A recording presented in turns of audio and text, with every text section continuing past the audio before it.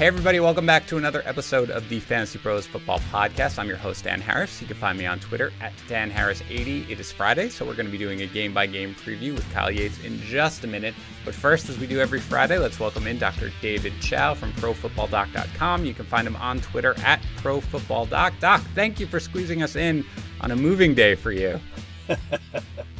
Yeah, literally a moving day, moving houses day. Thanks for having me and thanks for being flexible.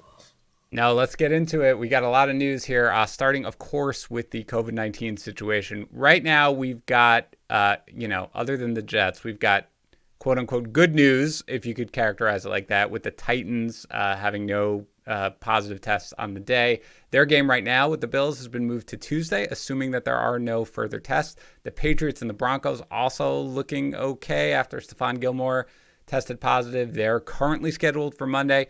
The Jets had a presumptive positive today. Their game with Arizona could be up in the air. So I guess why don't you break down where we are with these situations and COVID-19 in these games? Yeah, it's a complicated situation, and the devil is in the details in terms of where was the transmitting events and how is it spreading across the team.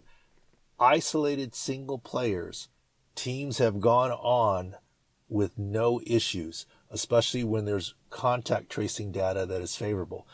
A.J. Terrell, the Falcons' first-round draft pick cornerback, who tested positive on Saturday before week 3, the Falcons didn't miss a beat. It was isolated. He was put on the COVID list, and he just returned today off the COVID list, and he missed the week 3 game and week 4 game. That's the norm.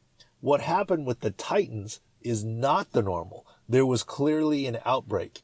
And let me tell you, this game and for fantasy purposes, if it's a tie and you have to make a decision on playing someone on Sunday or on that Tuesday, I play the guy on Sunday because if one more positive may be enough to throw this game out in terms of the outbreak. So I'd be very cautious there in terms of a fantasy perspective because yes, if you go by the original outbreak, they're over it. But remember, they had a second couple of outbreaks. So you need to kind of count 5 to 7 days from that second mini outbreak of at least 2 players with a third inconclusive. So there's some nervousness about the Titans and Bills game, even on Tuesday. The Patriots, assuming Stephon Gilmore's Wednesday positive was related to having dinner with Cam Newton on Friday, and there was no further spread from Gilmore from contact tracing, the Patriots-Broncos game should be pretty safe on Monday in terms of it going off. So that's why there's all these different, it seems like, it's a lot of nonsense, but it does actually make sense if you get into the finer granular details. I mean, everybody's just because I've gotten a lot of questions about this. Everybody's seen the video of Stephon Gilmore at the end of that Chiefs game, going up to Patrick Mahomes. I mean, is that a risk? Is that because you've said it a lot, I think, when this is transmitted, that it's not on the field is not the big risk necessarily, right? It's practice. Even if they're negative tests right now, people are freaking out a little bit about Patrick Mahomes because of that video. Is that an added risk? Well, the way that you phrase it and the way that you asked me, the answer is an unequivocal yes. Is it an added risk? Yes. Is hugging someone who potentially has COVID a risk? Yes. However, how much risk is the question? The risk of doing that and the risk of getting COVID from that is low. But you shouldn't go around hugging people in a pandemic, especially someone who might be COVID positive, and you have to treat everyone as COVID positive. So it's a bad look. I get why people are worried, but I've been on the record and even in my podcast at Pro Football Doc Podcast saying, if Patrick Mahomes gets COVID and it's determined to be from that hug of Stephon Gilmore, we should, and the NFL should, shut the season down. If it is that transmissive, then we don't have a chance here to try and play a contact sport on the field. But the reality is with viral load, Dan, that you and I have talked about, look at the Vikings. They played the Titans with presumptively several positive players at the time, or at least pre-symptomatic or whatever you want to call it, pre-infectious, and they didn't test positive. Is that proof positive conclusive that nobody will, and you can't get it across teams, across the line of scrimmage? No, but that's not the major risk in terms of what it is. There is risk every time. If you don't want to get into a car accident, don't get in your car. There's risk every time we get into our car. But what's the riskier behavior? Driving at 2 a.m, speeding around corners, not wearing your seatbelt, any number of different analogies you want to say. But the basic risk is still getting in your car. And hugging someone is not great, even though that's not a high risk activity. And on the sidelines, in the huddle, standing next to your teammates, the locker room, potentially bus rides, are potentially higher, but I'm not condoning the hugging and saying that that's no big deal. It's a good idea. I gotcha. I'm with you. Okay, I just wanted to make that clear because I had gotten a lot of questions about it. Be like, well, Patrick Mahomes must, this, but I mean, you've explained it very, a few times here with the viral load. So thanks for clarifying that. Let's move off the COVID news now and let's get into the actual sort of injury news. Yeah. All right. Julio Jones. He might be declared out by the time people are listening to this. We haven't had the final reports, but he obviously had the hammy injury. He aggravated it in this last game. Do you think, based on what you know, that he's going to be able to play this game? And assuming that he's declared out by the time people are listening to this, do you think it's a long-term thing? Look, Julio Jones is a beast, right? And he's very talented and he can body up and catch passes, but he was clearly struggling in the first half of that game against the Packers and didn't finish the game. When you re-aggravate something and don't finish, it means you're very unlikely to play at least the next week. Now, if it was just a mild aggravation, 1 week off and he should be good, we don't know that yet. I think you have to book that Julio Jones, as tough as he is, will not be available. Fool me once, fool me twice kind of thing. I mean, he tried to go and it didn't work heroically. I don't see how he plays this week. All right, how about Michael Thomas? We've been waiting for this one for a while, and it's, again, another Monday night game, so hopefully we have some clarity. But this is, I believe, week 4 now of the high ankle sprain. So yes. Do we think Michael Thomas is going to be able to get going here? Well, look, predicting who's going to play and when is always tricky business. You can never be 100%. And so I am fine being called out to the carpet and being fully transparent.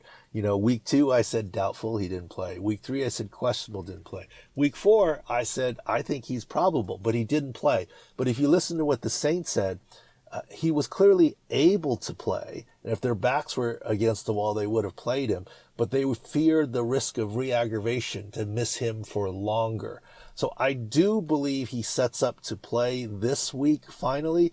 But bear in mind, if they want to be ultra cautious, they have a bye week next week. So you could say, just wait again and you got 2 weeks, or you could say, let's play him. And if he does do anything, we got 2 weeks to get him better.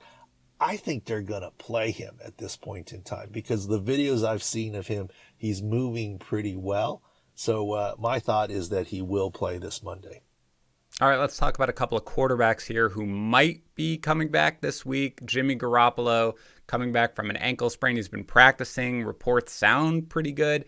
And then Drew Lock, who had the shoulder injury, who's also returned to practice. Hasn't quite been doing quite as much as Garoppolo, but still has gotten in there. So what do you think about either chances to play? And if not, do you think we can see them coming up soon? Yes, I'm optimistic that both of them play, but I'm more confident that Jimmy Garoppolo will play through the high ankle on his right side. The throwing shoulder is always a little iffy, but I do think he projects to play. This is the week I thought Drew Lock would come back, and I'm pretty confident Jimmy G will play, and somewhat confident that Drew Lock will play. All right, let's take a look at a couple of injuries beyond just this week. What do we think about Christian McCaffrey here? He's got the 4 to 6 week timetable initially, but he's young and he's healthy and he said he was going to beat it. This is the final week that he's has to be on IR. He would be eligible to come off next week. Another high ankle sprain. So do we think we're going to see him next week? I haven't heard much about him, or is this, do you think, something that'll knock him out a little longer? Well, we'll have to wait and see the practice reports. Here's the thing. By video and looking at the injury, I did see where he got hurt, and it wasn't on the touchdown where he dove in, and it was a mild high ankle. I think he absolutely can be ready to go as soon as he comes off of injured reserve. But, he's the franchise there, and the Panthers are just building. So they're not going to rush this young kid. They've got him under long-term contract. So the team may be cautious about bringing him back. I think physically he will be ready as soon as he's off of injured reserve. All right, let's talk about Mike Evans very quickly because he looks like he's always on the verge of being out for the game, and he just seems to gut through. First it was the hamstring injury, then the ankle injury. He is producing and he's catching touchdowns, but is this something is he going to be hampered all year and just fight through this, or do you think he's eventually going to succumb to all these little things that are going on? Well, Mike Evans is my new cyborg. I used to call Matt Breida my cyborg because every time I thought he was out for San Francisco in the past, he would play. Mike Evans becomes the new cyborg for me. I mean, week 1, he played through a hamstring when I didn't think he could or would, and I thought he would be a decoy, and he was 1 catch for 2 yards at the end of the game, admittedly for a touchdown. I had worries that this game on Thursday, he would also be a decoy. He obviously did more than that. He certainly wasn't himself, right? I mean, if you're going by prop betting, it was an easy under on his yards, but he caught a touchdown, another short one, and he had 9 targets, 5 completions for about 43 yards, I think. So that's not Mike Evans-esque in his performance. He's tough. He's battling through. What he has going for him is A, he's Mike Evans, so I will not count the man out ever again. And B, he's got 10 days before the next game. So if he can, obviously 5 catches on 9 targets is not ideal, but if he gets another 9 targets this next week, he might get 12 targets and probably complete 8 or 9 of them or more. So I think, with the 10 days, I would be more optimistic on Mike Evans. Okay, let's finish up here with a couple of major injuries to some running backs, Austin Eckler and Nick Chubb. Eckler has the grade 2 hamstring, but I heard him talking, and I think he said something about the muscle tendon ripping off the bone. I don't know. Do you think he'll be back within that, in the 4 to 6 week time frame? I would lean towards the over on this one. He, in a podcast, admitted that there was tendon pull off the bone, and that's why it made it hard for him to sit. And once again, on ProFootballDoc.com, by the way, ProFootballDoc.com, the website, is now completely free because we closed a seed round of funding. So it's completely free now. So have your listeners sign up. No credit card required. We posted initially that we thought, it could be a hamstring pulled off the bone. And sometimes that needs surgery. It's said to be partial. He has a second opinion of no surgery. The timeline is said to be 4 to 6 weeks. But even in the podcast, he was having trouble sitting, which is indicative of this avulsion. I think it's going to be certainly closer to 6 than 4, and it might even be 8 for Eckler. So I'm a little bit pessimistic on that initial timeline. How about Nick Chubb? They're estimating 6 weeks was sort of the floating. He's on IR, but the floating time frame for him with an MCL injury on his right knee. What do you think of that one? Yeah, we saw it by video in game and called it an MCL. I'm hoping closer to 4 than 6. He's on IR for the 3 weeks. So I'm hoping that we can go under the 6 weeks on Nick Chubb. Awesome. All right, Dr. Chao, you got to move. I know you got to do all your stuff. Thank you for fitting us in. I know. Remind everybody very quickly where they can find all of you and your work. At ProFootballDoc on Twitter. But very excited. We closed $1 million seed round of funding. So all you Fantasy Pro listeners, you can log in to ProFootballDoc.com, create a free account. There's even a My Teams page. And Dan, I don't want to let the cat out of the bag, but I'm hopeful that Pro Football Doc and Fantasy Pros can do a few more things. I know some of our guys at the higher up levels than me are talking about it. So I hope that comes to fruition. Yeah, there are discussions, and we'll be talking about that more, I'm sure, as we go forward. But in the meantime, thank you very much for stopping by, and we're going to get into the rest of the show now, where Yates and I are going to preview every game. All right, guys, let's bring in Yates here for Dan and Kyle in the morning. What's up, Yates? I'm doing great, man. My NFL team is 4-1. It feels like, after last night, it feels like the weirdest 4-1 that I can remember. But no, I'm doing good. Woke up in a good mood today, that's for sure. Are you optimistic about like your team? Because every time I feel like we talk to Tags, it's like they're not contenders. I don't even want to get excited about it. But are you letting yourself get excited at all? I mean, you have to based on 4-1. Tags is the most pessimistic person I think I've ever met, as far as like an NFL fan. Yeah. But anyway, no, I think I'm definitely optimistic, but yet it comes with reservations that, I mean, Foles is just, he can be great, but then he can also just be like the low of the lows. You just never know what you're going to get. They kept saying streaky on the podcast or on the broadcast last night. Yeah. And I was like, that's actually a really good description of Nick Foles. Oh, yeah. No, he totally is. When he gets into a rhythm, he's great. Well, as somebody who roots for a team that went to back-to-back AFC championship games with Mark Sanchez as his quarterback, I can tell you that anything can happen if you get off to a nice little start there. So enjoy it. Hopefully it goes well. But yeah, we'll talk about that game in a minute. By the way, you can find Yates on Twitter at KawaiNFL.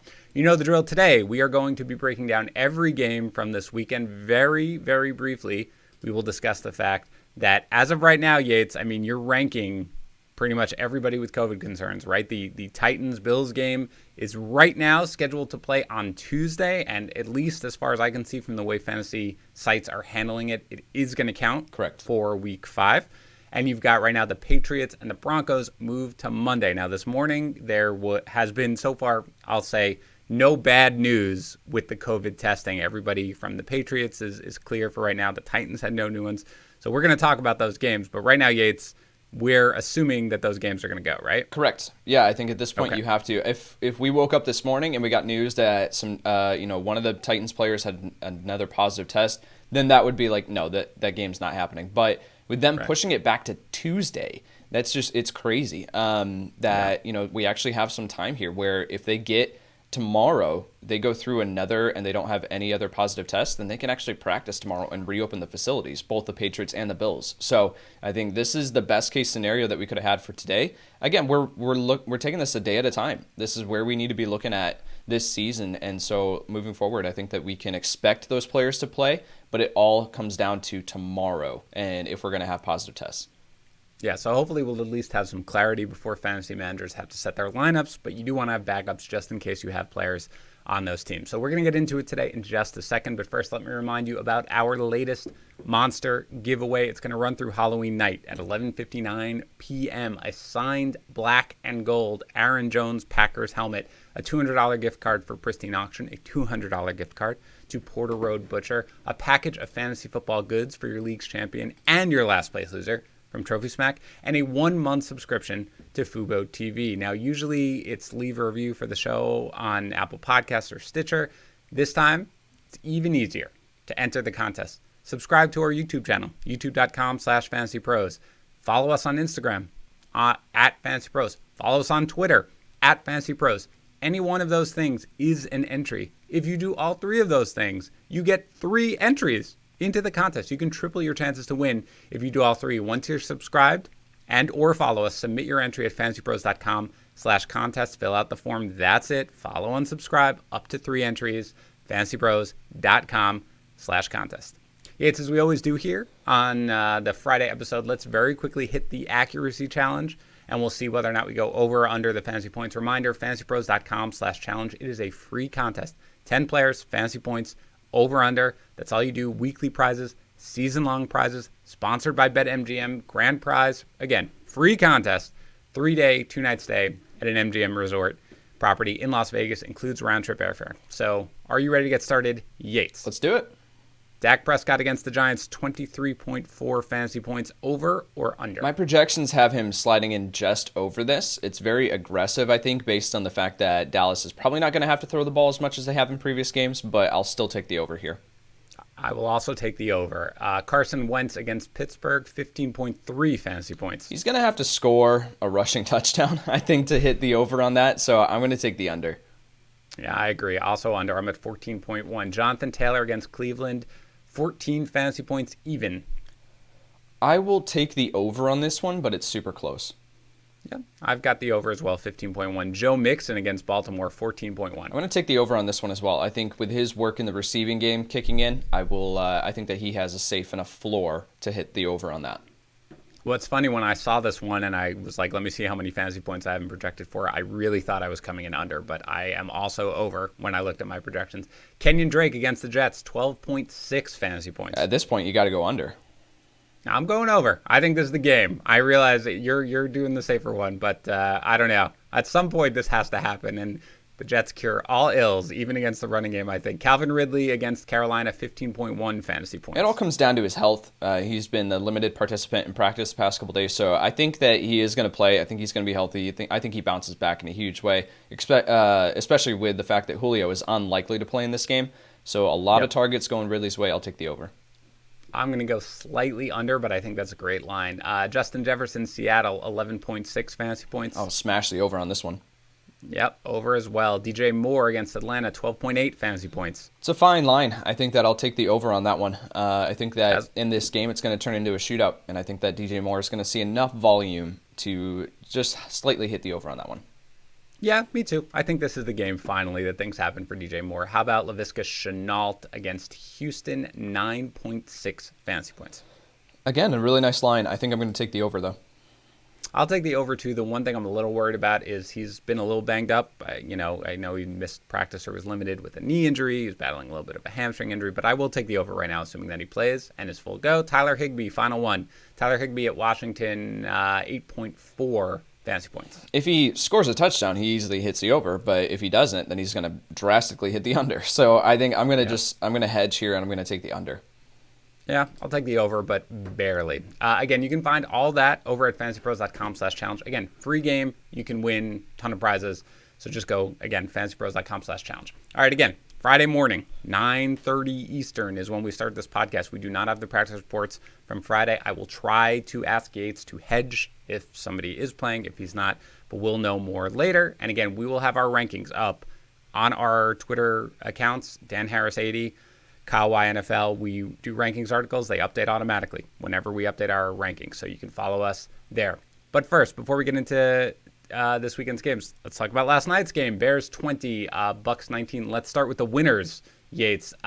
13 targets, 9 catches, 104 yards, and 2/3 of a touchdown. That is what Allen Robinson has averaged over the last 3 games. This one, 16 targets, 10 catches, 90 yards.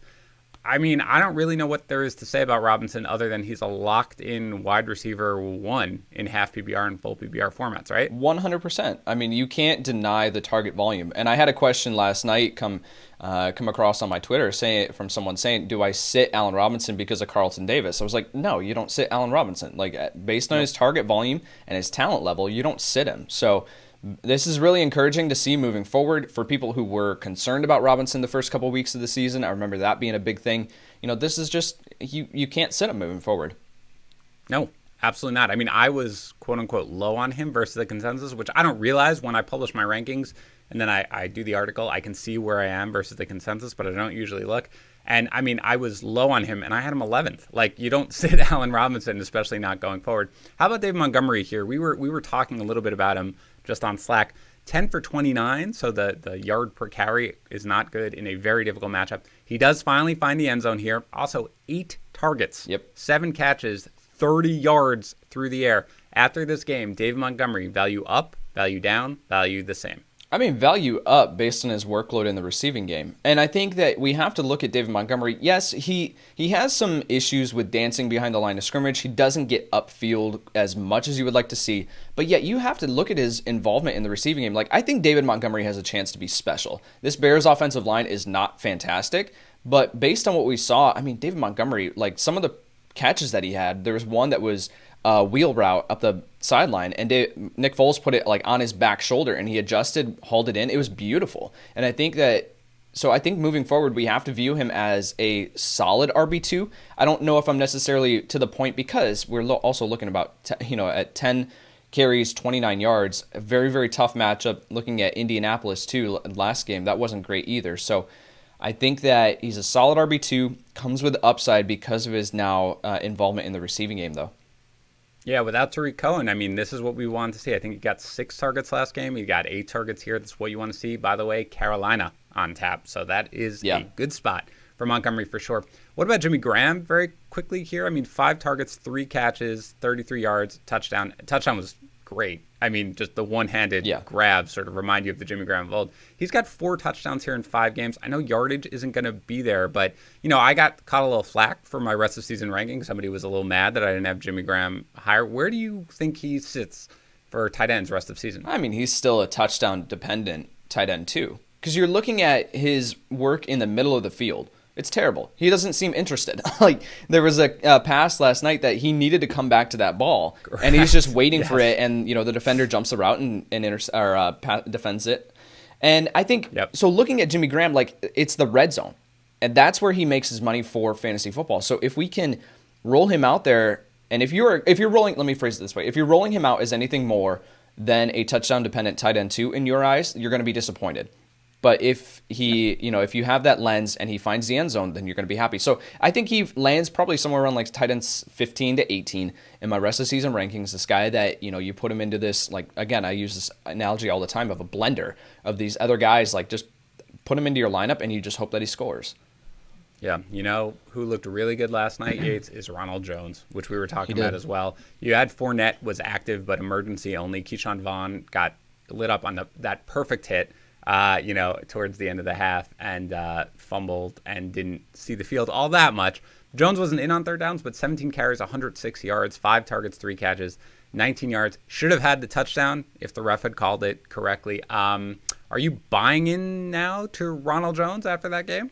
I mean, as much as you can buy into Ronald Jones. And I think even last week, looking at his matchup against the Chargers, that was a tough matchup, and he produced as well. So moving forward, I think you have to look at him as a solid low-end RB2 based on his workload on the ground. You can't trust his workload through the air because you just never know if he's going to be able to bring in the catch. But yet, at the same time, I think there is always this hanging over his head of what happens if Fournette is active, what happens if Jones fumbles, what happens if Jones, has a bad drop. Then do we see more Fournette like we saw in that Carolina game? That was the game where it was if we can if we can get Ronald Jones just producing at an insane level and going off like everyone projects him to, but then he, fumbles that snap and then he's benched for the rest of the game, and we see Fournette go off for 2 touchdowns. So that is just always going to be hanging over his head. So I think moving forward, he really didn't move much as far as my rest of season rankings. He's kind of still in that low-end RB2 territory because he does have these question marks hanging over his head. Yeah, that's the thing. I think don't discount the risks just because of this game. He did look great. And if he plays like this every game, then yeah, he's going to hold that role. But there is always the risk. Again, once Fournette is healthy, that he's going to miss that blitz pickup or he's going to fumble and he's going to see a significant decrease in carries. So yeah, given all the injuries, he is, for me, kind of like a borderline RB2 at this point going forward. But I would be really, really, really hesitant if I'm trading for him to make sure I'm not buying too high. For the passing game, look, is a weird game. The Bucs are generally tough on wide receivers. You had no Chris Godwin. You had no Watson. Mike Evans battles through his injury. He even leaves a little bit early on, comes back. 9 targets, 5 catches, 41 yards, and a touchdown. Gronk and Brake get involved a little bit. Scotty Miller, 0 targets. Your leading receiver for the Bucs is actually Tyler Johnson with 61 yards.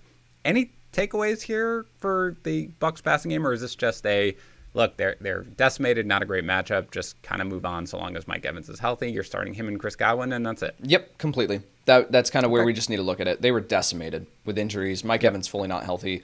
Scotty Miller, of course, had questions whether or not he was truly healthy too. So I just think that if you were relying on Scotty Miller as anything more than a flex option in full PPR leagues, which is what I had said, then I think that you were rolling the dice. You were rolling the dice that this could be a possibility. So, just moving forward, I think this was a tough matchup, and we just need to reset with and take each week at a time with the Bucs receiving game. All right, let's get into this weekend's games. Let's start with the Bengals at the Ravens. You are fully confident, despite the matchup, in starting Joe Mixon here, right? Not fully confident as anything as a solid quarterback 1, but yet he falls outside that territory. So if you do have Joe Burrow, I would say hold on to him and don't drop him for a Teddy Bridgewater or anything like that, because I want Joe Burrow over Teddy Bridgewater moving forward.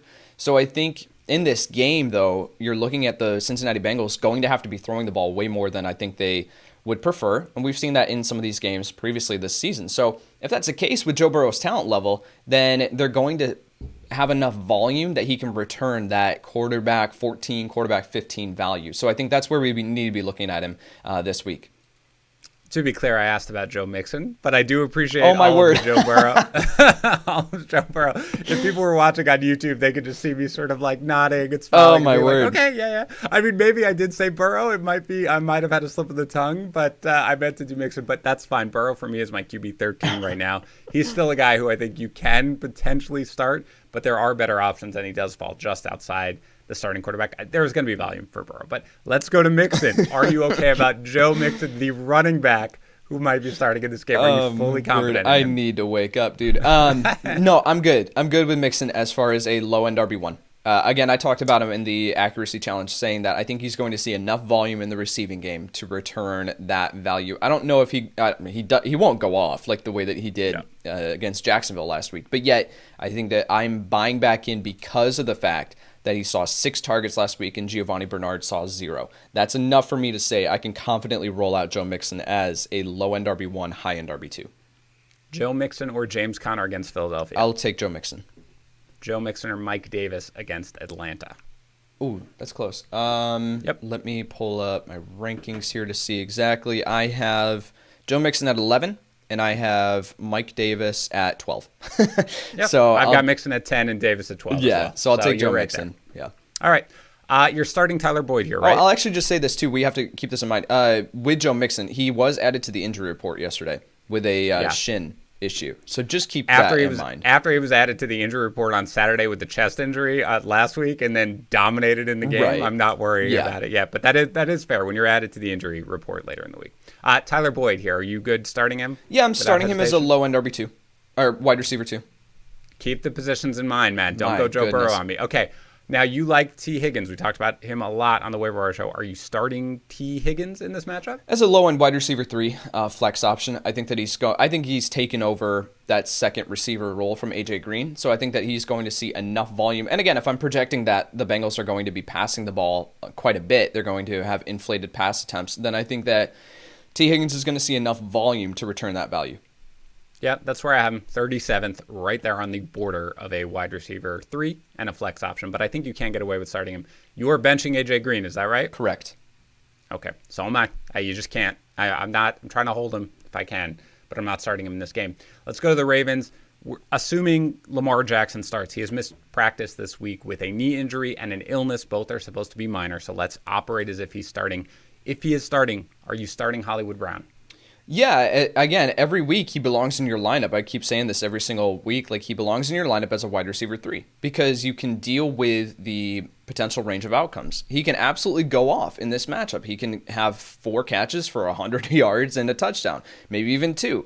Or he can go 2 for 30. You know, like, there's just such a wide range of outcomes with Marquise Brown every single week. So if you're relying on him and hoping and praying that he produces wide receiver 1 numbers, I think that you're going to be disappointed because the percentage chances indicate that it might be lower than that. So I think just plugging him into your lineup and dealing with the potential range of outcomes, because if you sit him in this matchup and he goes off, you're going to hate yourself. Are you starting Hollywood Brown or Tyler Boyd in this game? I will take Tyler Boyd. Are you starting Hollywood Brown or T. Higgins in this game? Hollywood Brown there. Okay. Oh, boy. All right. Just came across Yates from Schefter. After a presumptive positive player test today, all Jets players and coaches have been sent home. Fantastic. Per source. We can't deal with that. It's 9:45 at this point, so we will analyze that game as if it's going to happen, but, of course, there is something there. I am a little higher on Brown this week. I don't like being that way because there is certainly always a bust potential, but when I run my projections and he comes out, you know, there's a wide range of outcomes. But right now, I do have him more in the wide receiver 2 range, and I do have him slightly ahead of Tyler Boyd and ahead of T. Higgins. So I would go there with him. Are you starting Mark Ingram in this matchup? As a low-end RB2, high-end RB3, because he has the scoring potential, but he also, in this one, could only see 7 carries and turn it into 28 yards and no score, you know, and he doesn't get the work in the receiving game. So again, just like with Marquise Brown, high potential or wide range of outcomes. So I think Mark Ingram, if you need him in your lineup, then I think you can plug him in. But again, you're hoping that he scores. What number do you have him at right now? I have Mark Ingram probably in that same territory. I'm flipping over from my wide receivers. I have Mark Ingram at 26. Yeah, I'm 29th. He's a guy you can start in a flex, and you probably are. If you're not starting Mark Ingram in this matchup, then you're probably just not starting him anymore. But he is somebody, again, especially now we've got all the COVID concerns. You have no idea what you're going to be looking at here. But yeah, that's basically where I'm. And no other, you're not starting Dobbins or anything like that, right? No. Okay. All right. Before we get to our next game, Yates, I need to confess something to you as my coworker and my friend. I am fighting right now with my son, Will, who you know I talk about a lot. I don't ask for a lot in my life, Yates. Don't interrupt Dad while he's podcasting or doing an IG Live, which, as you know, they both ignore almost every day. Mm-hmm. Give me a courtesy cheer for the Jets once in a while. They both completely ignore that. I accept that. My son is 7. I'm not going to push that. But there are a couple things that I have made clear, and one of them is that the Blueberry Magic Spoon cereal is mine, and it is mine alone.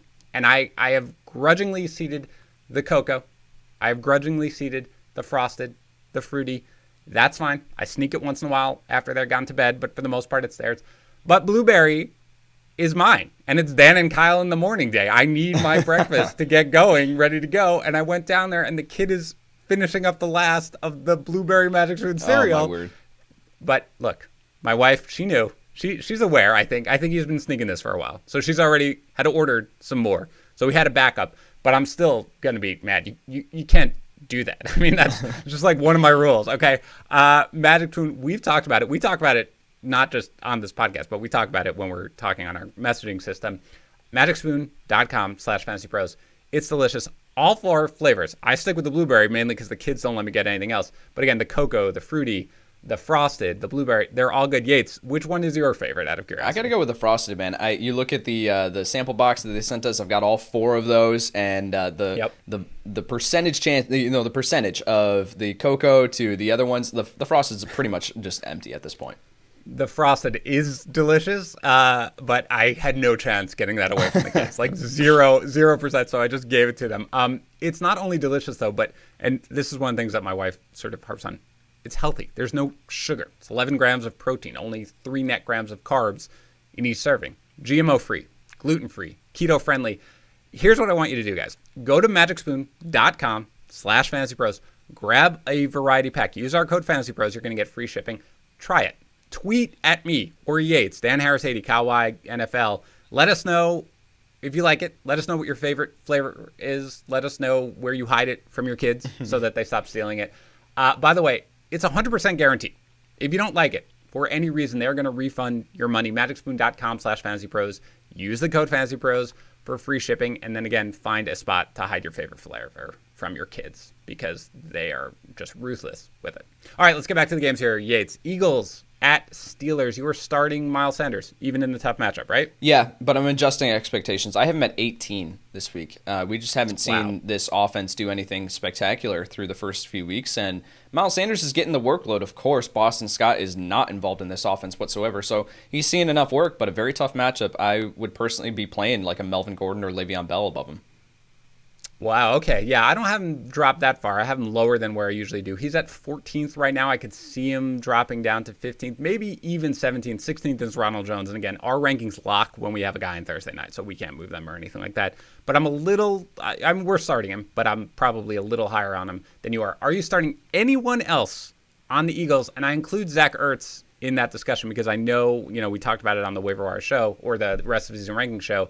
You're not particularly excited about a bounce back for Ertz. Are you starting anybody else in the Eagles? I think that, I'm adjusting expectations with Zach Ertz, and I'm only sitting him if I have one of the other top tier options, which is very, very, very unlikely. So I think you still have to roll in Zach Ertz into your lineup, and you just, again, we talk about it, the potential range of outcomes here. So it hasn't looked great for Zach Ertz. Hopefully we see Alshon Jeffrey back in the lineup this week. Hopefully we see Deshaun Jackson back in the lineup this week. We don't have clarity on those situations just yet.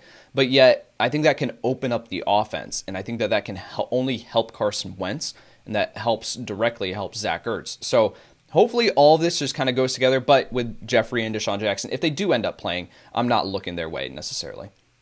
Yeah, I'm not either. I do have Ertz. I've dropped Ertz. I have him 8th. So he's still a starting tight end for me, but he is somebody who I admit that I've dropped down. Certainly, I highly doubt you have better options than Ertz that you're willing to bench him at this point. For the Steelers, you're starting James Conner, right? Even, again, tough matchup, but you're starting him. Correct. Okay. How about Juju and Deontay Johnson? You feel okay starting both of them in this matchup?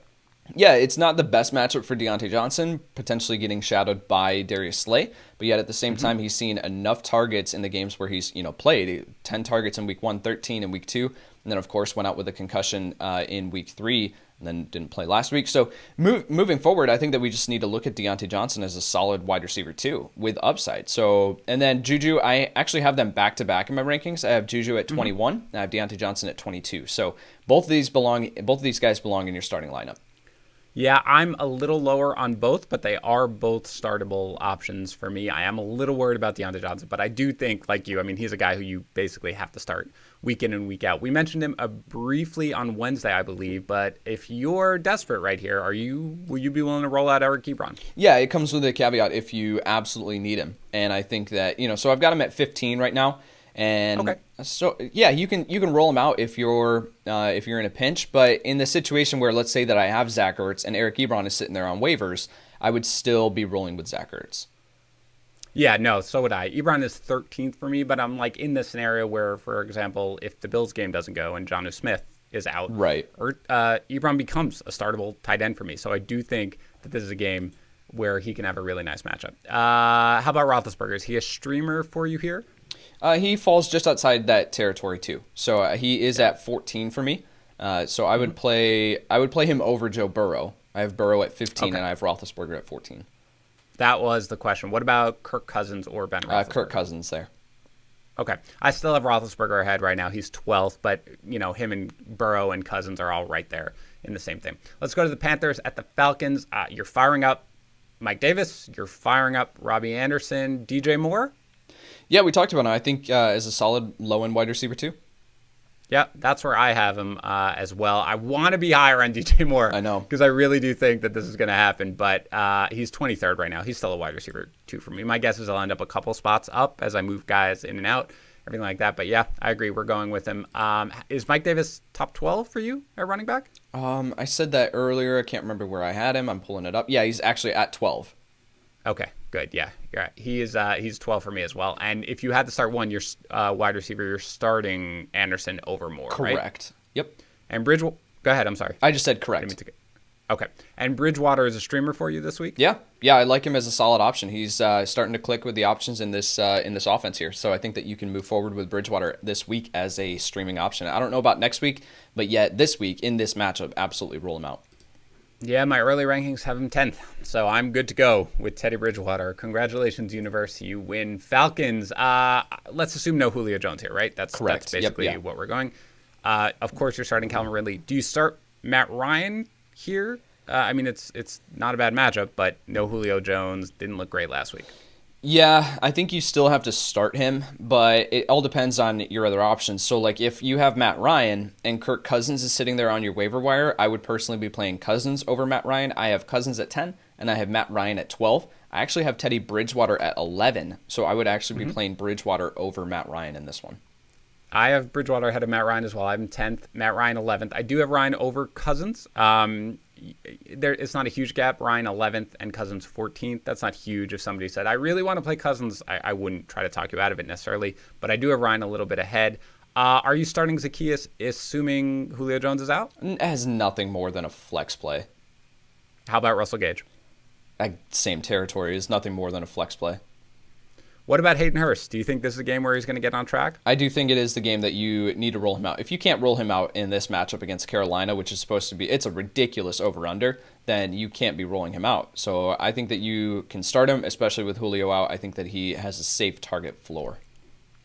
Yeah, I agree. A low-end tight end one here. I'm not going crazy, but if you have him, if you can't start him here, then you might as well just move on from him, as you said, because there is no matchup and no situation where you will feel comfortable with it. Raiders at Chiefs. It looks like Henry Ruggs is going to play here. With that in mind, are you starting any Raider other than Darren Waller and Josh Jacobs? I think Renfrow is appealing as a flex option in full PPR leagues because with Ruggs coming back, it can actually only help. And here's the thing. I expect that the Raiders are going to be throwing the ball a ton. I expect the Chiefs to get out to a big lead. Clyde, we're going to talk about him, but Clyde Edwards-Helaire, goodness, fire him up as a top-tier option this week in this matchup. So I expect the Chiefs to get out to a big lead. I expect the Raiders to have to throw the ball to keep up. And that just creates some more opportunity here for the safety blanket that is, of course, Darren Waller. I think Darren Waller could see 10-plus targets in this one again, and Hunter Renfrow. So Ruggs is a deep league flex option, as someone that you're just hoping that he finds the end zone. But otherwise, I think that Renfrow is probably the only wide receiver that you need to be looking at. But again, it's nothing more than a flex option in full PPR leagues. Can you give me numbers on these guys? Because look, the Chiefs are tough on wide receivers. They are. I know they're going to throw a ton, but I'm having a hard time getting Renfrow. Renfrow is higher for me than Ruggs as of right now. But I have Renfrow in my first cut 51st. And Ruggs is all the way down right now at 63rd. So for me, I'm not going near either guy as of right now. One league I have to start Renfrow, unfortunately. But so give me the number that you actually have these guys. Yeah, I have Renfrow at 42 right now, and I haven't since we got the news on Ruggs, I haven't plugged him into and determined where exactly. But he's probably going to be in that 55 range, probably where he lands. Okay. Let's go to the Chiefs. Yeah. How high do you have Edwards-Helaire then? Oh, my word. I have Clyde Edwards-Helaire at 4 right now because it's very hard to plug him in over Alvin Kamara, Zeke, and Dalvin Cook, who all have great matchups. But yet, Clyde Edwards-Helaire against the easiest matchup for opposing running backs, multiple scores are in the cards for Clyde Edwards-Helaire this week. I can't believe you have him all the way up at 4. I'm 3. So, yeah, I'm bolder than you. I'm one spot ahead of Cook. It's the same thing. But for right now, I'm 3rd. Of course, you're starting Patrick Mahomes. You're starting Tyreek Hill. You're starting Travis Kelce. So it really comes down to whether or not you are considering starting a Sammy Watkins or maybe in a pinch, Mecole Hardman. So are you starting either one of those guys? I like Sammy Watkins this week as a low-end wide receiver 3. Great matchup for him. He's still continue to be involved in this offense. And while I don't expect the Chiefs to have to throw the ball a ton, they didn't last week. I think that Sammy Watkins had 7 targets last week in a matchup where Patrick Mahomes only threw the ball 26 times, I think, off the top of my head. I can look that up. But yet, so I think he's definitely involved, and I think that he's seen enough volume to be considered as a low-end wide receiver 3, and he always has a chance to find the end zone. So I think Watkins is a solid option there. But then Mecole Hardman, I've talked about it, that he's nothing more than a deep league flex option that, you're just hoping that he finds the end zone. Yeah, I'm not as high on Watkins this week as you are. I do like him for the long term. I think that this is a game where they're going to just be able to run nonstop. And you saw what they did last week, which is when they have something where, when they think they're going to be playing from ahead, they don't mind leaning into the run a little bit more. As much as they can. So for me, Watkins is more of like a flex play, like a low end sort of, I have him right now, my early cut 47. So I'm not quite as high on him. Let's go to the Rams at the Washington football team. You're good with Cooper Kupp and Robert Woods this week, right? Correct. Both as wide receiver 2s. Start or sit any Rams running back? Sit him if you can, but Darrell Henderson is probably the only one that you want to be looking at, and that's as nothing more than an RB3.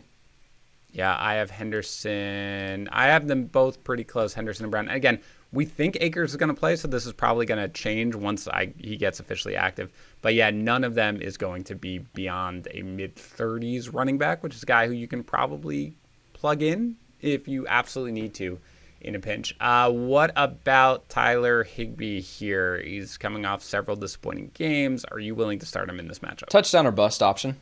So I think in this matchup, he has an excellent chance of finding the end zone. Washington is surrendering points to the tight end position, opposing tight ends, but yet he's nothing more than a low-end tight end 1 streaming option. Yeah, I agree with that. I have him 10th. Let's go to Washington. Kyle Allen is your new starting quarterback. You're good still with Terry McLaurin. You're good still with Gibson and nobody else. Correct. Is that fair? Yep. Okay, good. Let's just move on then to the Cardinals at the Jets, a game that, as we are recording this, is now very much in doubt. But we just learned about this, so we will preview it. We talked about Drake with the over-under. Are you still starting him if you have him? As nothing more than a low-end RB2. At this point, you just have to adjust your expectations. So in a couple leagues where I have other options, I am sitting Drake. It feels gross to say because I was super excited about Kenny Drake moving forward, but yet... or to begin the year, but yet at this point, you can't trust him. Yeah, he's 24th in my rankings. I kind of feel like he might have the game. There are some decent running back options this week. That's even with all the injuries. Like, as I'm looking at the guys ahead of him, we like David Montgomery. I think David Johnson's probably going to have a good game. I'm not starting him over Antonio Gibson. Melvin Gordon, I think, is going to be fine. So they're just, at this point, he goes below him. I do think that the Jets might cure what ails Kenny Drake, even though their run defense is solid. Just at some point, but yeah, there are a lot of better options on him this week.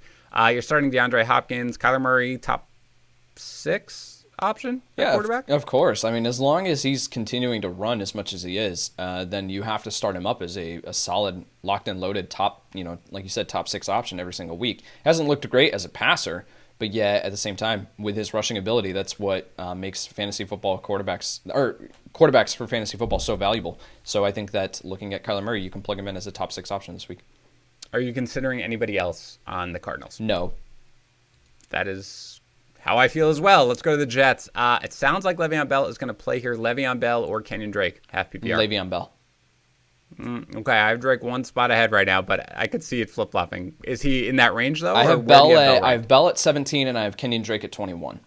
17. All right, I like it. So you're thinking he steps back in, he gets a big role here with Joe Flacco. Yeah, I think so. Looking at, okay. I mean, again, and it's primarily just based off of the other options at the running back position that you're looking at and saying, like, okay, I probably need to just push Le'Veon Bell up. So it's very aggressive, I think, and if you had told me week 1 that I would be ranking Le'Veon Bell at 17 in week 5, I would have said you're crazy. But yet, this is where we're at in 2020. I loved your tweet. Your tweet was perfect, which was basically the difference between how you feel about Le'Veon Bell in draft season and how you feel about Le'Veon Bell in week 5. I don't think 17 is like crazy or anything like that. I mean, these guys are all in kind of the same range. But yeah, the Jets don't have other options really, except for Jamison Crowder. Are you still good with Jamison Crowder, even with Joe Flacco starting at quarterback? Yeah, low end wide receiver 3, flex option. Yep. So I think you can roll him in. He might not see the amount of targets that he would with Sam Darnold, but yet at this point with no other options, then I think that you just on that Jets receiving team or on the Jets offense, then you roll in Jamison Crowder into your lineup. Yeah, I've got him 29th right now. I think that's about where he's going to end up when I'm done projecting. So yeah, he's a wide receiver 3. Not that exciting right now with Joe Flacco, but you're still starting him. Let's go to the Jaguars. James Robinson, how high is he in your rankings against the Texans? 8. Yep. Good. I like it. He's 9 for me. We don't even have to talk about him. DJ Chark, how high is he in your rankings? Let me flip over. He's probably in the teens. I am looking. DJ Chark is at 13. I really like him this week. 14. All right, we're simpatico so far with how we're viewing the Jaguars. You like Laviska Shenault. You talked about him. Are you starting him in this matchup? I am. I have him at 32. So you can roll him in as a solid wide receiver 3 this week, assuming that he's fully healthy. Yeah, I've got him 34 again. That's the only issue is the health, but we are right there. How about Minshew? Are you starting Minshew this week? I am. I've got Minshew at 8 this week, so I really like him in this matchup. Well, I have him at 8 as well, so we legitimately have almost identical rankings for the Jaguars, so take that for what you will. For the Texans, you're still starting David Johnson? Was that a question mark, or was that a question? Yes, that is a question. The inflection went up. Yeah. So Okay. Are you still starting David Johnson? Yeah, I've got him at 14 this week, so I think that you can roll him in as a solid high-end RB2. I'm not super. I have no idea what this offense is going to look like with the first week after Bill O'Brien's departure, but yet in this matchup, if you're not going to start David Johnson here confidently, then you're not starting him any week. Yeah, right now I'm 21st. My guess is he'll end up a spot or 2 higher, but he is an RB2, but it is somebody who I'm proceeding. If you have David Johnson and you're not starting him here, as you said, what are we doing at this point? So I am rolling him out there. Same thing with Kenyon Drake. I'm not really like jonesing to do it, but you have to do it unless you have a lot of great options. You're starting Will Fuller, I assume, with confidence here? Confidence, no. But I think you still... when he's healthy, I have confidence in him. Well, when he's healthy, you just never know when he's healthy. That's true. So, yeah, Will Fuller, you definitely can plug him into your lineup. But again, just kind of be ready for the potential range of outcomes. Well, I'm 19, so I'm feeling fine about him right now. Are you willing to go back to the well on Brandon Cooks? No. I've got him at 43 this week, so I'm only starting him if I absolutely have to. But based on what he put up last week, I mean, it's one thing with him running as many routes as he is, and that you expect that to bounce back. I don't expect him to goose again this week, but yet at the same time, I don't expect him to go off for 100 yards and a touchdown. So at that point, I'll look at like T. Higgins over Brandon Cooks this week. Yeah, we talked about it. We joked about it on our Start Sit show about where I had him in my initial projections and how gross that made me feel. So I just kept moving him down and seeing how much. This is one where I've said my rankings process. I do my projections, but I'm just not willing to blindly follow them because there are some guys where I don't want to advise fantasy managers to start somebody that if I were looking at my own fantasy roster, I would not be making that decision. So right now, Brandon Cooks is at 53. My guess is he's going to end up more in like the low 40s. But yeah, if he goes off, I'd rather just be happy for him while I see it on my bench. Let's go to the Dolphins at the 49ers. Myles Gaskin, you good with starting? Yeah, as a solid RB3. How about Devontae Parker? Yeah, fire him up. Not a great matchup, but yeah, at the same time, with the amount of targets that he's seen, I have him at 17 this week. I think he could even finish higher than that.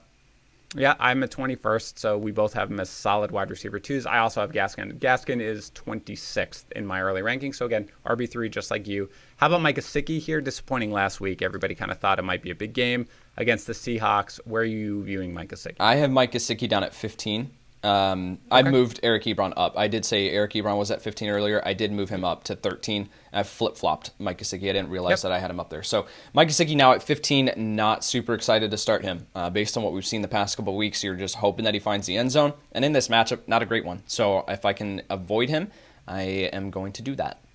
Yeah, I'm probably starting him if I do have him ranked ahead of Ebron, but that is something where I get a little, when I look at it, I'm like, oh, I don't know. So I'm going to take a close look at the projections. But right now I am starting Gesicki as a low-end tight end 1. Again, the options when you're there, we are talking about Eric Ebron. It's not like Eric Ebron is the pinnacle of reliability. So, you can do however you want. But right now I would start Gesicki over Ebron, but we'll see where I end up with that. Again, check our rankings on our Twitter feeds. Dan Harris 80, Kawhi NFL. For the 49ers, very in limbo right now.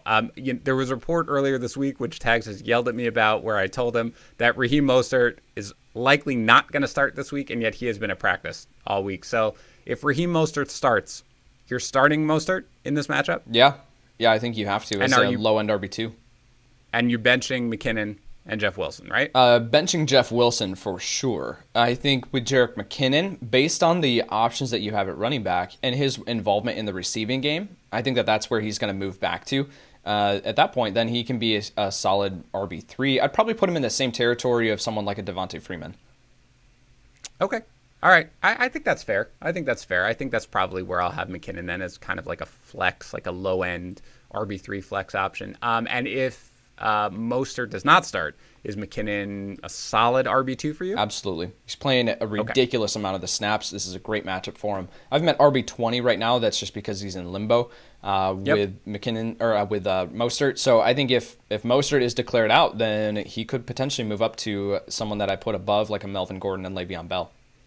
Yeah, right now I have McKinnon at 23rd, but it's right in that range of all those guys. Sounds like Jimmy Garoppolo may play here. Yeah. I don't know if it impacts how you feel about the wide receivers, but you're starting George Kittle as either your tight end 1 or tight end 2, I'm sure. Yep. Are you starting any wide receiver for the 49ers, and does it matter if Garoppolo is the starter or not? I'm not starting either of them if I can afford to. If I am, then I'm looking at them as flex options. We just don't know what the target volume is going to look like. As far as Brandon Ayuk, last week that play was incredible. I can't take that away from him. It was incredible. But yet it was a rushing attempt that he took and broke a couple tackles. And so as far as for fantasy purposes, that's not reliable week in and week out. And so if you want to look at Brandon Ayuk and you are expecting in this matchup a solid wide receiver 2, high-end wide receiver 3, I think you're going to be disappointed.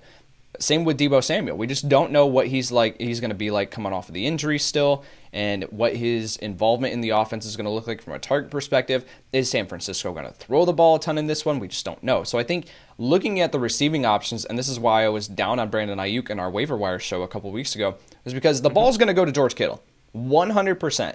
And then after that, it's just who has the leftovers, right? So I think Kittle is the main option here. Outside of that, I'm really not looking at any of these other options. Yeah, I have Ayuk at 40 and Deebo Samuel at 45. So they're guys for me that if you absolutely have to start, you can. I could see them as flex options, but I'm not trying to get them into my lineup because I do think you're right that the offense is going to be a lot of running and a lot of George Kittle, and that's really it. And they could go crazy. Brandon Ayuk could hurdle 4 different defenders, but yeah, it's certainly not quite as it's more hit or miss than most other receivers in that range. Let's go to the Giants at the Cowboys. Giants are really interesting here. Who are you willing to start in this matchup for the Giants?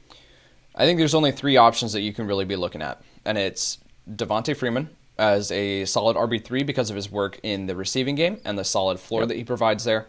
It's Darius Slayton because of the matchup, but yet I'm not expecting anything crazy from him. I have him as a wide receiver 3 this week. And then Evan Ingram, but as nothing more than a low-end streaming option. I'm not a huge fan of Ingram, but yet at the same time, based on the projected game script, based on the matchup, then I think you can plug in Ingram, and based on the other options too at the tight end position, you might be forced into starting Ingram. So I'm not expecting anything crazy from him, but I think you can start him. Otherwise, I'm not looking Daniel Jones' way. He's got 2 touchdowns on the season to 5 interceptions, and that's not even accounting for his lost fumbles. So how can you confidently roll in Daniel Jones over some of these other options? Like, give me Teddy Bridgewater or Kirk Cousins over Daniel Jones like 10 times out of 10. We are in basically total agreement here. Devonta Freeman is in my high 20s right now for running backs. So you can start him as an RB3. Darius Slayton is in my high 20s for wide receiver, so you can start him as a wide receiver 3. Evan Ingram is 11th for me at tight end, so he is somebody who, given this landscape, I'm willing to go with because he is running routes on pretty much every single dropback. And Daniel Jones is 15th for me, right behind Kirk Cousins, a few spots behind Teddy Bridgewater. So yeah, this is exactly, I see it exactly the same way. So let's go to the Cowboys.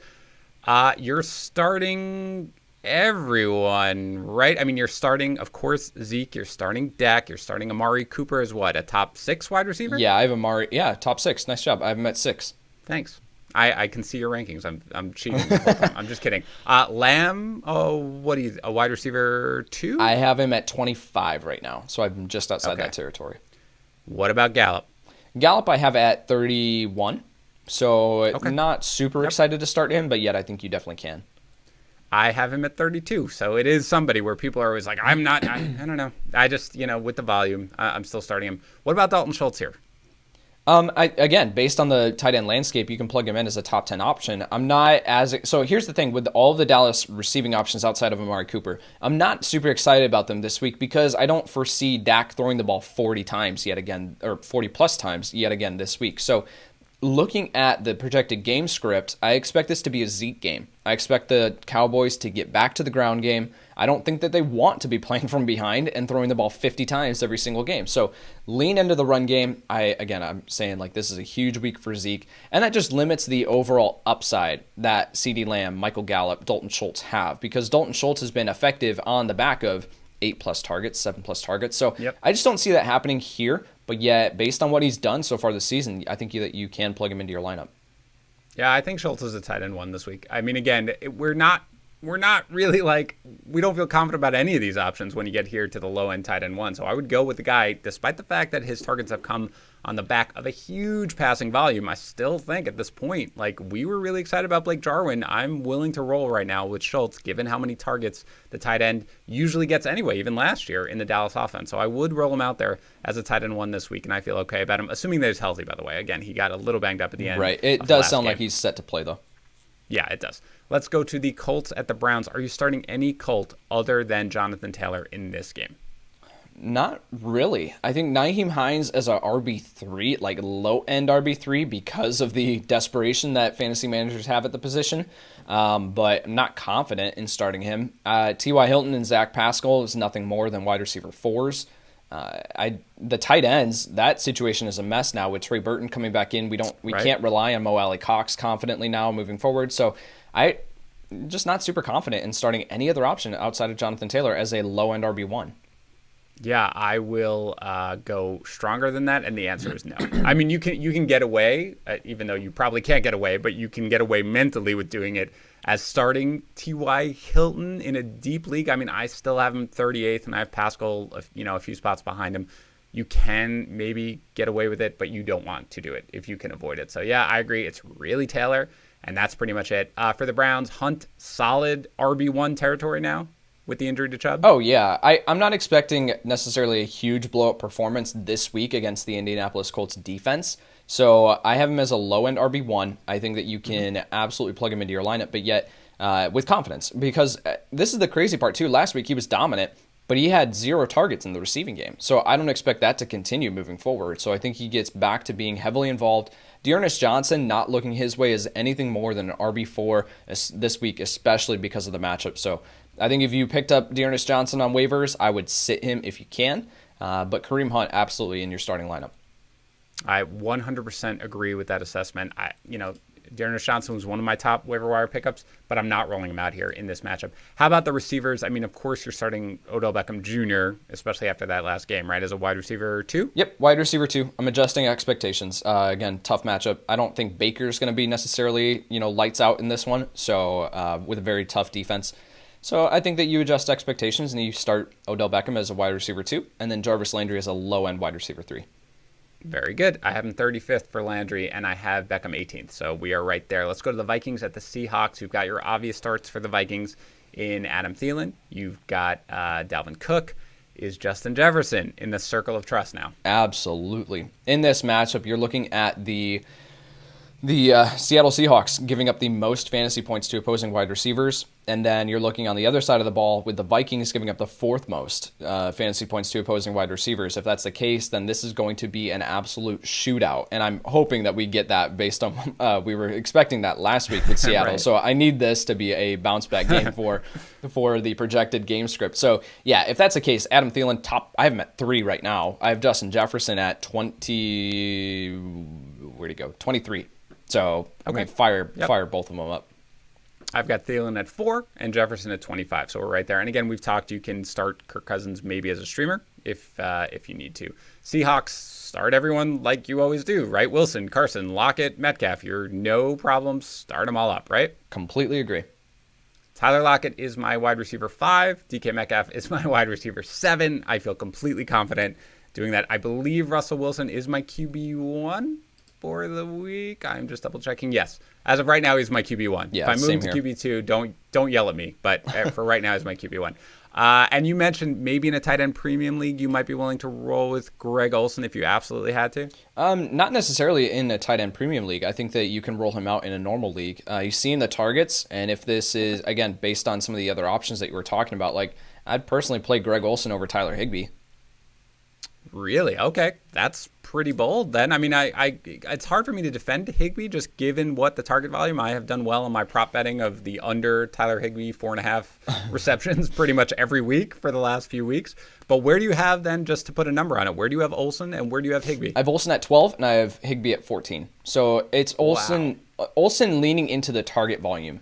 And again, the projected game script, that if this game is going to be one that is just throwing Seattle's going to be throwing the ball over 40 times, Minnesota's going to be throwing the ball close to that, then that creates a ton of opportunity here for Greg Olsen. 7 targets last week off the top of my head. Yeah, 7 targets. So didn't turn it into a ton, but yet if you can get a touchdown out of him, then I think he absolutely has a chance to finish as a top 10 option based on his target volume. With Tyler Higbee in the projected game script, you're hoping that Los Angeles throws the ball for a quarter, 2? Like Washington's not going to keep up with Los Angeles. So I think that, and they're going to try to lean into their run game. So I just don't see a ton of opportunity here for Higbee. You're absolutely hoping that he finds the end zone. Okay. Well, for me, look, I mean, I don't want to start Greg Olsen. I don't really want to start Tyler Higbee either, but I still have Olsen, 19th. And I have Higbee 10th right now. So it's a strong pretty much gap for me. But it is something where Higbee has been a disappointment. I don't know whether or not we're suddenly going to see the target volume, as I've said, under 4.5 receptions. I assume that's going to be adjusted by the sports books. But if it's between the two, I'm not willing at this point to roll with Olsen. But let's go to the Broncos at the Patriots, which is now a Monday game. I'm assuming Brett Rippon starts here. I know Drew Lock has been practicing, but it doesn't sound like he's going to go. Looks like Phillip Lindsay is also going to be back. Yep. You're okay with Melvin Gordon either way, right? As a RB2. I think that he still sees enough volume, and I think that he has the scoring opportunities. So I'm not expecting anything crazy like we saw last week, but yeah, at the same time, I still think you can plug him into your lineup. Are you starting anyone else on the Broncos? You've got Jerry Jeudy, maybe Tim Patrick. Yeah, Jeudy is a solid wide receiver 3. And then Tim Patrick as a flex option. Again, I talked about it previously that Tim Patrick is the wide receiver 27 on the season, and he's producing. So I think with the opportunity, KJ Hamler out for this game, I think you can roll out Tim Patrick as a solid flex option. Yep, I've got Jeudy at 33 and Patrick at 44. So it sounds like we're pretty much viewing this the same way. Yep. For the Patriots, are you now good with rolling out Damian Harris? Yeah, I have him as a RB3 this week. I think that his value, again, they have the bye next week, so I don't think that his value is long-term. But in this matchup, if you picked him up off of waivers, then I think that you need to plug him into your lineup.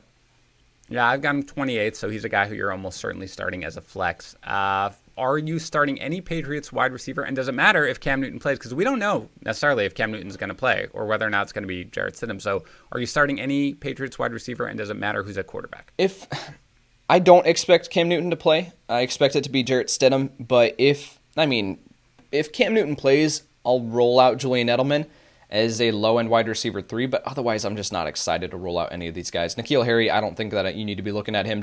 Damiere Byrd saw 10 targets last week, but he's not anyone that you need to be looking at outside of like a deep sleeper for this week. And then Julian Edelman, we just don't know what we're going to get week in and week out. So I think with Jarrett Stidham, again, wide receiver 4. If Cam Newton plays, wide receiver 3. Yeah, I'll probably have Edelman ranked as a wide receiver 3 barely regardless, just because I do expect them to get him more involved. He's 31 right now. He's probably a guy I'm going to start in half PPR league just because when you get to that range, you're not really confident in anybody. So right. I would roll him out there probably regardless, but he will be higher if Cam's there. Let's go to the Chargers at the Saints. Justin Herbert is your starter now and into perpetuity for the Chargers. Joshua Kelly, Justin Jackson, break it down how you feel about the running back situation. I was talking about this on the live stream that I did yesterday. Joshua Kelly, when I sat down to do my projections, I was actually shocked at the overall volume that he could be looking at. And so if that's the case, then solid RB2. A low-end RB2. I think he would be higher than that if it was a better matchup. But yet in this one, based on the volume and based on the other options that you have at the running back position, most likely on your roster, I think that Joshua Kelly belongs in your starting lineup. He came out at 19th for me. And I basically exactly how you're talking, where I was like, man, I am shocked based on sort of when I dug into it and what I could expect from him.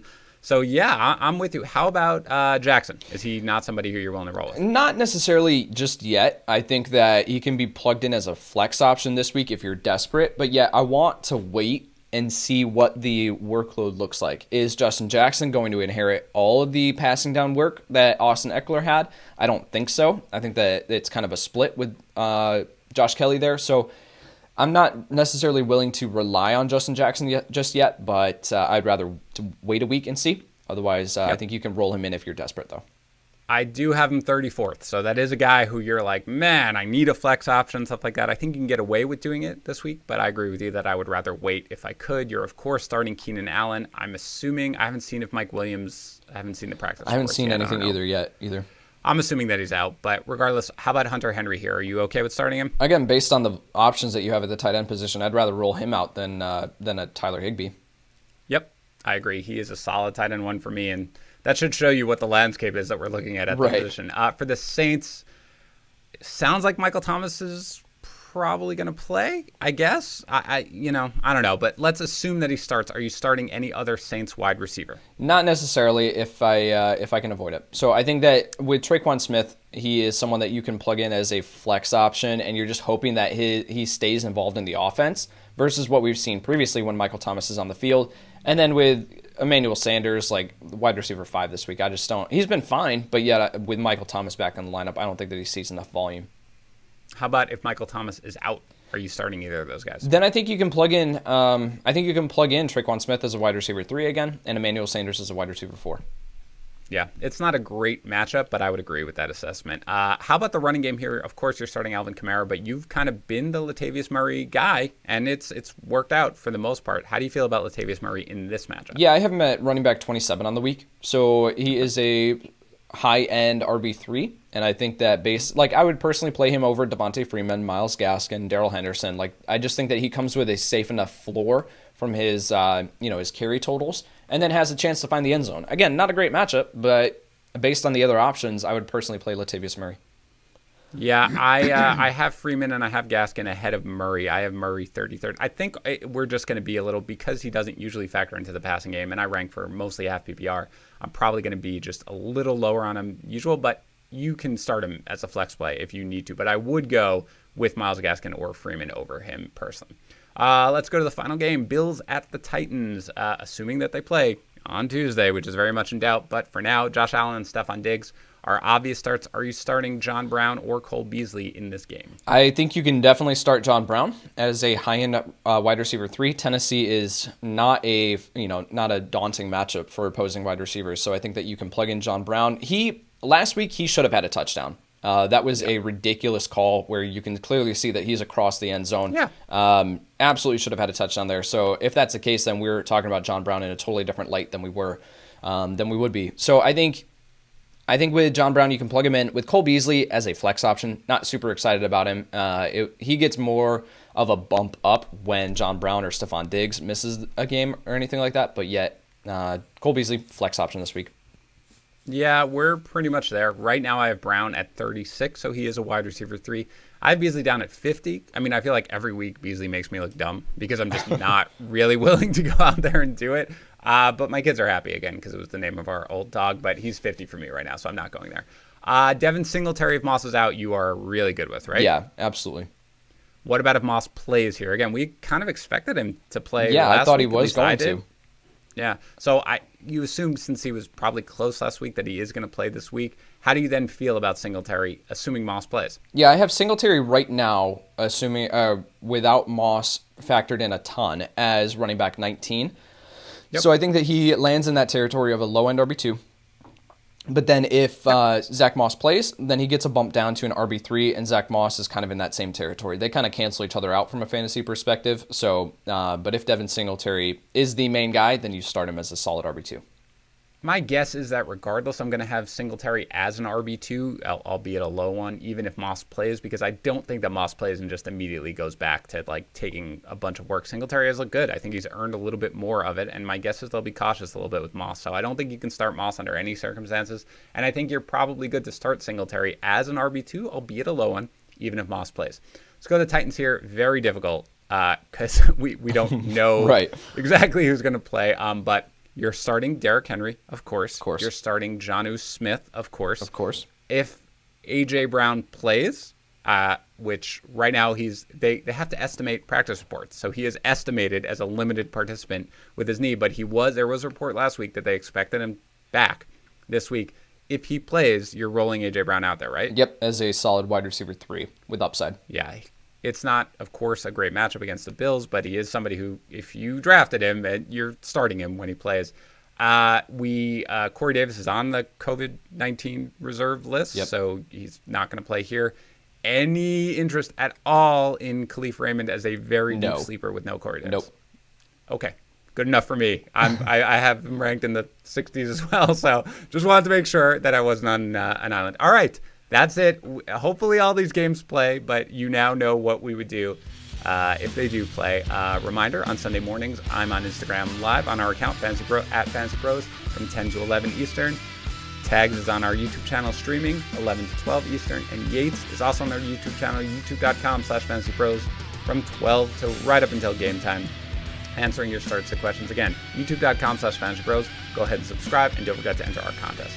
That is it. Tags and I will be back on Sunday night, live streaming as well, for our recap show, and I will talk to you then. Thank you for tuning into the Fantasy Pros YouTube channel. Don't forget to tell us what you think in the comments section below.